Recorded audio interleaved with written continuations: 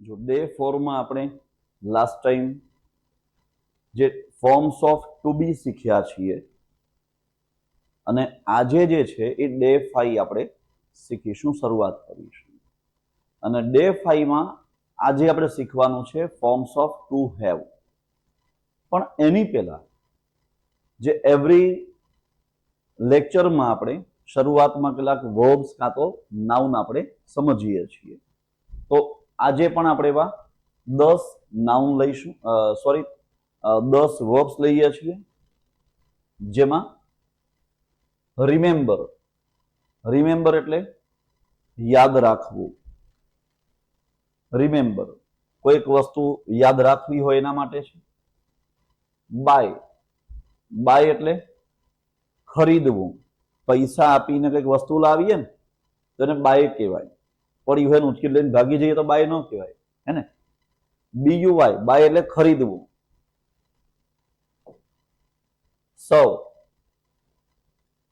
એટલે સેવા કરવી. સર્વ પરથી સર્વિસ, સેવા, હે ને, એ બધા શબ્દો બન્યા હોય છે. સર્વ એટલે કે સેવા કરવી.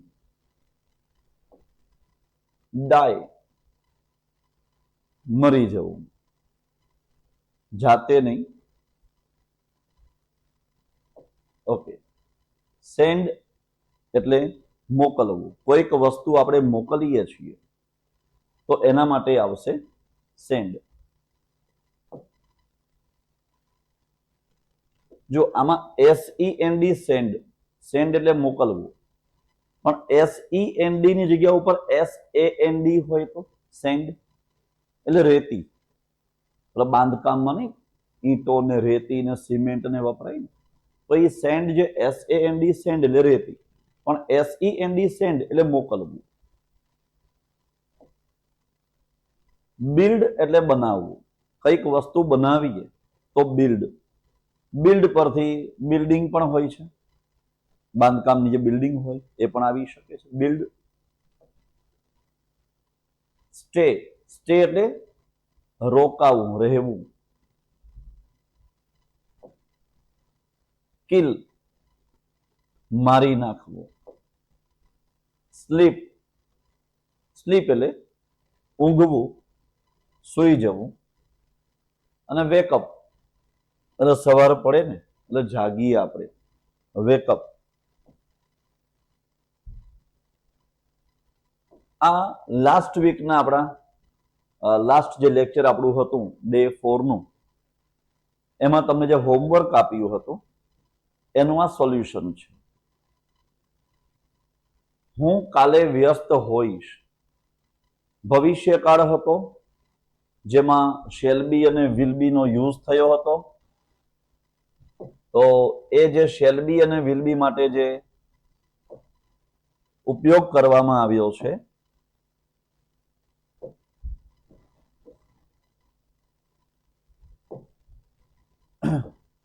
પેન ચેન્જ કરી દઈએ, ક્લિયર દેખાય એવું કરીએ.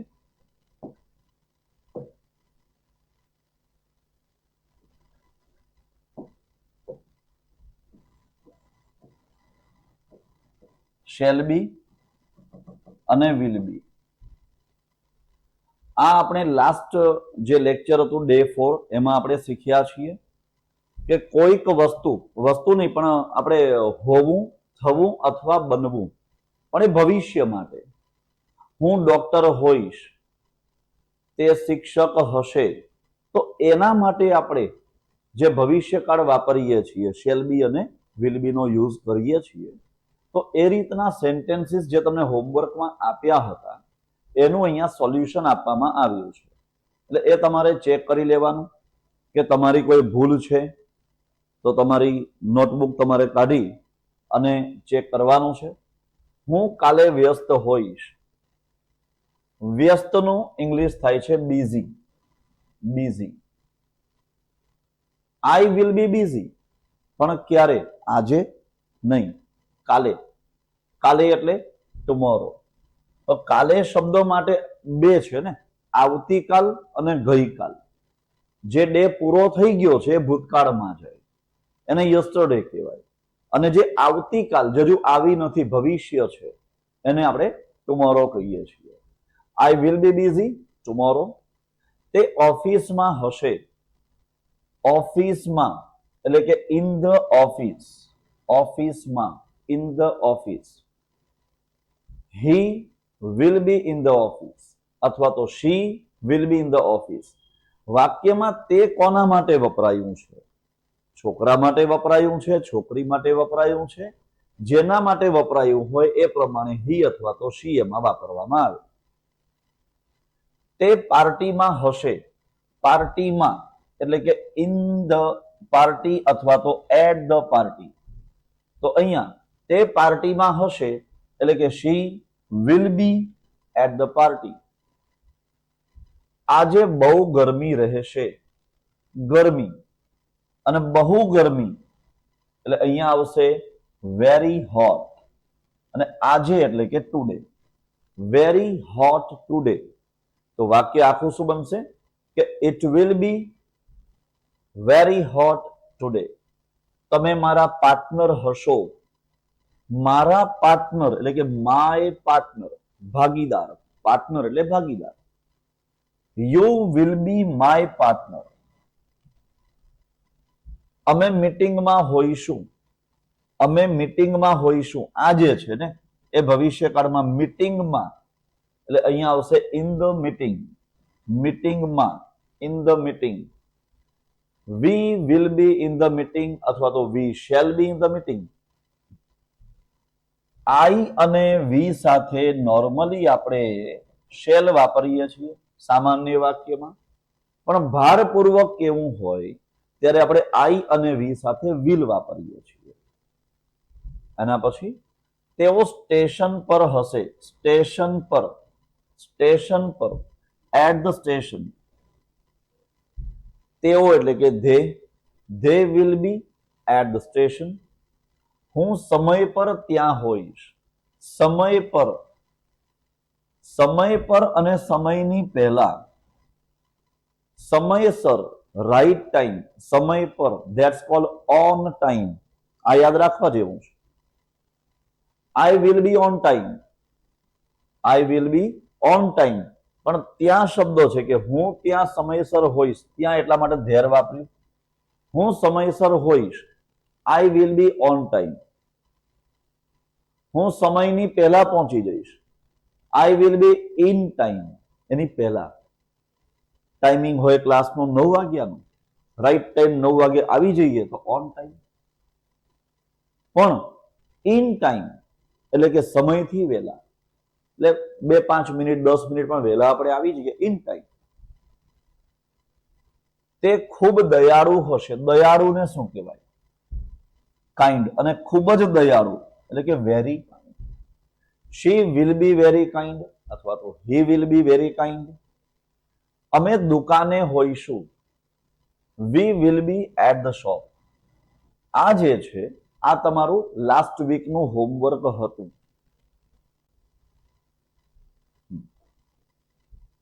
હવે અહીંયા ટુ હેવ.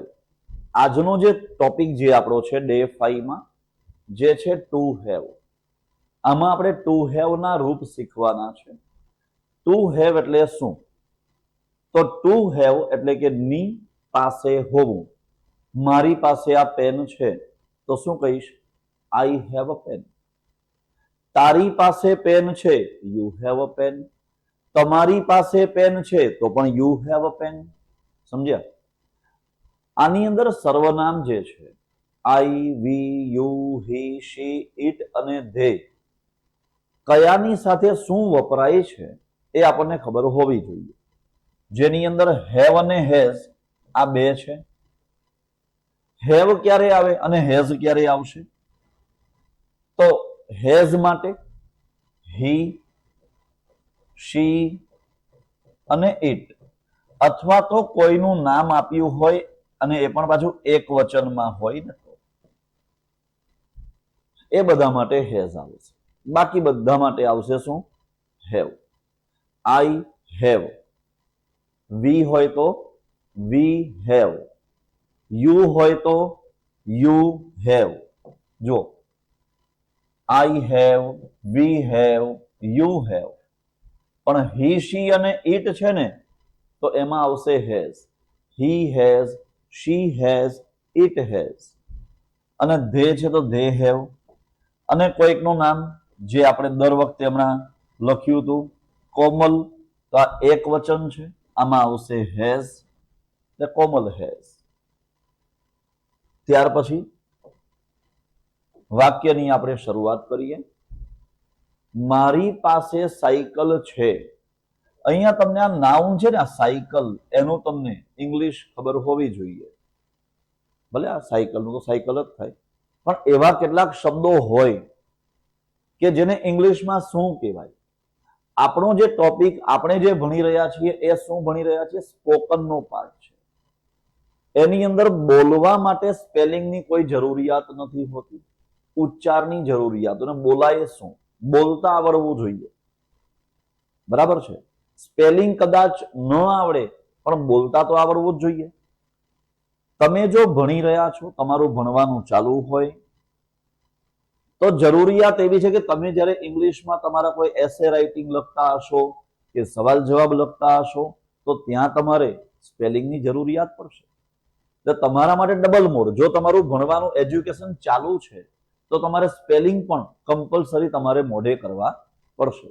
પણ તમારું ભણવાનું પૂરું થઈ ગયું હોય અને ખાલી એમ જ આપણે આ સ્પોકન ઇંગ્લિશ શીખી રહ્યા છીએ, તો ખાલી એનો ઉચ્ચાર જ જાણવાની જરૂરિયાત છે. એમાં સ્પેલિંગની કોઈ જરૂરિયાત રહેતી નથી. મારી પાસે સાયકલ છે એટલે અહીંયા મારી પાસે એટલે કે આઈ હેવ. મારી પાસે એટલે આઈ હેવ. સાયકલ એટલે કે અ બાઇસિકલ. બાઇસિકલ કહેવાય, સાયકલ કહેશો તો પણ મિનિંગ તો એક જ છે. એના પછી બીજું એક વાક્ય, તારી પાસે સારો વિચાર છે. યુક્તિ, એક આઈડિયાની વાત છે. સારો વિચાર છે એટલે વિચાર શબ્દને થોટ્સ પણ કહેવાય અને આઈડિયા પણ કહેવાય. કયા સંદર્ભમાં છે એ પ્રમાણે યુઝ કરી શકાય. સારો વિચાર અથવા સારી યુક્તિ, એને કહીશું આપણે અ ગુડ આઈડિયા. અ ગુડ આઈડિયા. કોની પાસે? તારી પાસે, એટલે કે યુ આવશે. અને યુ સાથે શું વપરાય? Have. You have a good idea. You have a good idea. ચલો એક બીજો સવાલ તમને આપું, તમારે મને એનું ટ્રાન્સલેશન કરીને કહેવાનું છે. આની અંદર છે કે તારી પાસે સારો વિચાર છે એટલે શું બોલે આપણે અહીંયા? You have a good idea. Raunak પાસે સારો આઈડિયા છે, સારો વિચાર છે, તો એનું શું આવશે? એનું ઇંગ્લિશમાં આવે Raunak has a good idea. Simple વસ્તુ છે, બરાબર છે? ભૂમિ પાસે પેન છે, આનું ઇંગ્લિશ શું થાય? ભૂમિ પાસે પેન છે. બનાવો, વાક્ય બનાવો. ભૂમિ હેઝ અ પેન. બરાબર છે? પ્રેરણા પાસે ઘડિયાળ છે. પ્રેરણા હેઝ અ વોચ. બરાબર છે? અહીંયા આપણે આ જે વાક્ય બનાવીએ છીએ એમાં ડરવાની જરૂરિયાત નથી. શું થાય? ખોટું પડ્યું તો શું થાય? કઈ ફાંસીની સજા થવાની છે? નહીં. ભલે ને ભૂલ પડતી, ભૂલ પડે પણ આપણે બોલવાનું. ખોટું તો ખોટું બોલવાનું. તો ધીમે ધીમે આપણા સુધારા થશે, ઇમ્પ્રુવમેન્ટ આવશે. એક બીજું વાક્ય જોઈએ આપણે અહીંયા.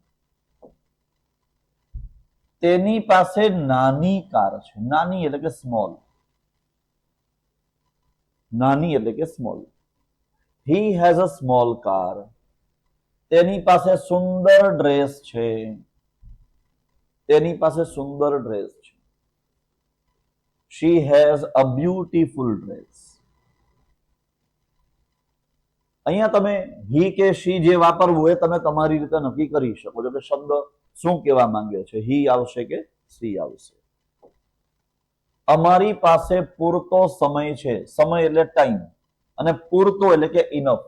Enough time. કોની પાસે પૂરતો સમય છે? અમારી પાસે. અમારી પાસે. We have. We have enough time. તેમની પાસે નવી કાર છે. નવી કાર. નવી કારને શું કહીશું આપણે? A new car. અને બહુવચનની રીતે છે તેઓની પાસે, તેમની પાસે, ઘણા બધા લોકોની વાત કદાચ હોય કે જે પણ હશે તેમની પાસે આપણે ધે વાપરીશું અહીંયા. તો ધે સાથે શું આવશે? હેવ આવશે કે હેઝ આવશે? હેવ. તો વાક્ય છે they have a new car. મારી પાસે એક પ્રશ્ન છે. એક પ્રશ્ન, a question. એક માટે વન બોલવાની જરૂરિયાત નથી. તમે જે આર્ટિકલ બોલો છો ને, એ અને એન જે આવતું હોય, એ અને એન એટલે શું? આર્ટિકલ એ અથવા તો એન, એનો અર્થ છે વન. એનો અર્થ જ છે વન. એટલા માટે એક વચનમાં વપરાય છે. સમજ્યા? આઈ હેવ અ પેન એટલે કે મારી પાસે એક પેન છે, અથવા મારી પાસે પેન છે. એટલે આર્ટિકલ તમે એ વાપરી લીધો ને એટલે એનો મિનિંગ એક જ કહેવાય. આઈ હેવ અ ક્વેશ્ચન. તમારી પાસે સ્માર્ટફોન છે. સ્માર્ટફોન. સ્માર્ટફોનને તો આપણે આ વર્ડ સ્માર્ટફોન તરીકે જ રાખીશું. તારી પાસે સ્માર્ટફોન છે. વર્ડ છે તારી પાસે, એટલે શું આવશે અહીંયા? You have. You have a smartphone. તેની પાસે મજબૂત શરીર છે. મજબૂત શરીર, અ સ્ટ્રોંગ બોડી. જાય ને ઘણા જીમમાં રોજ, એટલે બોડી આમ મજબૂત થઈ ગઈ હોય ને, સ્ટ્રોંગ મેન હોય. વાત સ્ટ્રોંગ બોડી છે અહીંયા. He has a strong body. તેની પાસે લાઇટ બિલ છે. આવે ને, દર મહિને આવે ઘરે કે 2 મહિને આવે લાઇટ બિલ, હે ને? તેની પાસે લાઇટ બિલ છે. He has a light bill. ચલો હવે આપણે 2-3 વાક્ય બનાવવાના છે. હું તમને કહીશ, તમારે એનું ટ્રાન્સલેશન કરવાનો ટ્રાય કરવાનો છે. બરાબર છે? થોડાક વાક્ય મોટા કરી દઈએ. તે ડોક્ટર છે અને તેની પાસે કાર છે. 2 ભેગું કર્યું, યાદ રાખજો. એક ગયા વખતેનું, લાસ્ટ ટાઈમ જે આપણે એમ ઇઝ આર શીખ્યા છીએ, ટુ બી ના રૂપ, અને બીજું આજનો ટુ હેવ, બેને કમ્બાઈન કર્યું. તે ડોક્ટર છે અને તેની પાસે કાર છે. તમે ગ્રામરની રીતે ના જાઓ, એક્ઝેક્ટ એક શબ્દથી શબ્દ પકડીને એવું કરો જ નહીં. આપણે ગુજરાતી બોલીએ છીએ ને, ગુજરાતી, એમાં પણ એટલી બધી ગ્રામરની ભૂલો કરતા હોઈશું ને, છતાંય વાક્ય આપણે સમજી જઈએ બધા જ ક્લિયરલી. આપણે અત્યારે રિક્વાયરમેન્ટ છે બોલવા માટે. કદાચ 1-2 ભૂલ પડી તો ભલે ને પડી, ટ્રાય તો કરીએ, હે ને? તે ડોક્ટર છે અને તેની પાસે કાર છે. He is a doctor and he has a car. એટલે ટુ બી પણ આવી ગયું, ટુ હેવ પણ આવી ગયું. બરાબર છે? દેવાંશી વિદ્યાર્થીની છે અને તેની પાસે નોટબુક છે. હવે આનું ઇંગ્લિશ શું થાય? Devanshi is a student and તેની પાસે શું છે? નોટબુક છે. તો શું આવે વાક્ય? She has a notebook. Okay, simple વાક્ય છે. તમારે આ રીતે વાક્યો બનાવવાના અને એનું ટ્રાન્સલેશન કરતા રહેવાનું. બને તો હું તો કહું છું ડાયરેક્ટ ઇંગ્લિશમાં જ વાક્ય બનાવવાનું. આપણે એવું વિચારીએ કે મારી પાસે પેન છે ને પછી આઈ હેવ અ પેન બોલીએ, એના કરતા આઈ હેવ શબ્દ કોમન કરી દેવાનો, પાછળનો ખાલી શબ્દ ચેન્જ કરવાનો. આઈ have a pencil, I have a eraser, હે ને? I have an eraser, article તમે એન વપરાતું હોય તો એ જે વાપરીએ છીએ એ બોલ્યા કરવાનું. બરાબર છે? તો આઈ હેવ કોમન થઈ ગયું, યુ હેવ કોમન થઈ ગયું. મારી પાસે છે તો આઈ હેવ, તમારી પાસે છે તો યુ હેવ, તેમની પાસે છે તો હી હેઝ, શી હેઝ કે ઇટ હેઝ આવશે, ને તેઓની પાસે તો ધે હેવ. તો આપણે જે વાક્ય બોલીએ છીએ અમારી પાસે તો વી હેવ, તો આ કોમન શબ્દ થઈ ગયા. તો હી શી ઇટમાં હેઝ આવશે, બાકી બધામાં હેવ આવશે. એ પ્રમાણે આગળના શબ્દો ફિક્સ કરીને ખાલી પાછળનો એક નાઉન એડ કરશો ને એટલે ઓટોમેટિક વાક્ય તો બની જ જાય. સમજી ગયા? ચલો તમારે મને આઈ હેવ વપરાય એવા 3 વાક્ય મને કહેવાના છે, વિચારવાના છે. 3 વાક્ય વિચારી લો જેમાં આગળ આઈ હેવ છે ને પાછળ તમારે જે શબ્દ મૂકવો હોય એ મૂકી દો. એનું ઇંગ્લિશ આવડે તો ઇંગ્લિશ મૂકો, ગુજરાતી આવડે ને તો ગુજરાતી મૂકો, એટલે ઇંગ્લિશ ન આવડે તો ગુજરાતી મૂકો. જેમ કે આઈ હેવ અ ચેર, મારી પાસે ખુરશી છે, પણ ચેરનું નથી આવડતું શું થાય, એટલે ખુરશીનું ચેર થાય ખબર નથી, તો વાક્ય આઈ હેવ અ ખુરશી.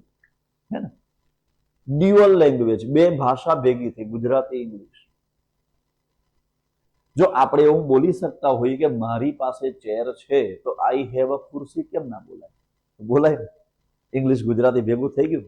પણ આપણે એક કોન્સ્ટન્ટ એને ચેન્જ કરતા રહીશું વર્ડની, અને ધીરે ધીરે આપણે બધા જ વાક્ય ઇંગ્લિશમાં આવે આખું વાક્ય એ ટ્રાય કરીશું.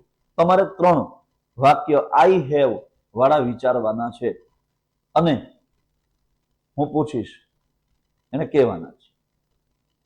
વિચારી લીધા? હા, નેહા બોલો.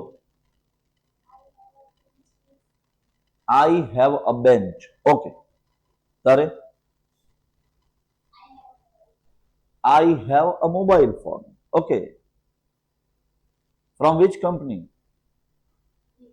Vivo. Very nice. Okay. Then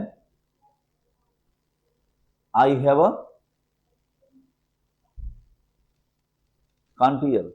I have a magazine. Okay. I have a magazine. એની પહેલા શું કહ્યું?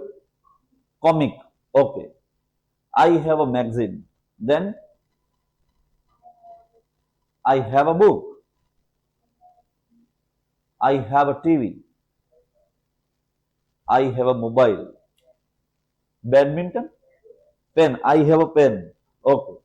દૂરથી ઘણીવાર છે ને શબ્દ આવતા આવતા કાન પર ઓછું સંભળાય એવું લાગે. કા તમે જરાક થોડું મોટેથી બોલો તો મને ક્લિયર સંભળાઈ જાય. ઓકે, આઈ હેવ ના વાક્ય તમે કર્યા, બરાબર છે. બીજું એક આપણે વાક્ય વિચારી લઈએ અને એમાં તમારે 2 વસ્તુ ઉમેરવાની છે. એક તમારે કહેવાનું છે આઈ એમ અને પછી કોઈક શબ્દ અને પછી આઈ હેવ. એટલે મને એવું એક વાક્ય જોઈએ છે જેમાં આઈ એમ પણ આવે અને આઈ હેવ પણ આવે, પછી એન્ડ મૂકી દેજો વચ્ચે, હે ને. For example, I am a teacher and I have a pen. તો આ રીતે વાક્ય બન્યું. તો તમારે વિચારવાનું છે.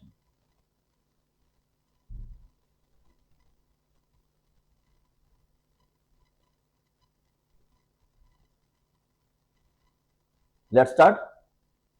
યસ, ભૂમિ? ફાસ્ટ. બાકીના બધા વિચારીને રેડી જ રાખજો. I am a student and I have a magazine.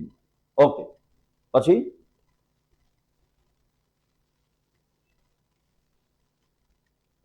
I am a student and I have a mobile phone. તો આ તમે જે વાક્ય બોલો છો એ તમે એડ કરી શકો છો અને આ રીતે આપણે કન્ટિન્યુ કરતા રહેવાનું હોય છે. આજે જે આપણે ભણ્યા છીએ એના 10 વાક્યો તમારા માટે હોમવર્કમાં છે. મારી પાસે બેગ છે, તારી પાસે રમકડું છે, તેની પાસે ટોપી છે, તેની પાસે ઢીંગલી છે, અમારી પાસે બગીચો છે. આ 10 વાક્યો છે. આ 10 વાક્યો તમારે હોમવર્કમાં કરીને લાવવાના છે. તમે એનો સ્ક્રીનશોટ પાડી લેજો અને એના પછી તમે આનું જે ટ્રાન્સલેશન છે એ ટ્રાન્સલેશન કરીને રેડી રાખજો. તો નેક્સ્ટ ટાઈમ જ્યારે આપણે ડે 6 માં મળીશું તો ત્યારે આપણે એને કન્ટિન્યુ કરી શકીએ.